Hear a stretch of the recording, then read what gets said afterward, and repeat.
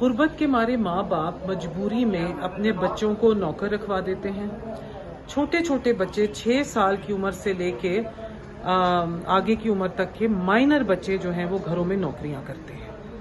اور ہمارے جو حضرات ہیں، بڑی اچھی اچھی فیملیوں کے حضرات ہیں، وہ ان بچوں کو نوکر رکھتے ہیں. نہ صرف نوکر رکھتے ہیں اور اتنا تشدد کرتے ہیں، جیسے رضوانہ بچی جو ہے 14 سال کی، اس پہ ایک سول جج کے خاندان نے بہت زیادہ ظلم کیا. وہ بچی کی ویڈیو دیکھی نہیں جاتی اور سمجھ نہیں آتا کہ وہ زندہ کیسے، اور اگر وہ زندہ بچ بھی گئی تو وہ کیا ایک نارمل انسان کی صورت میں کام کر سکے گی.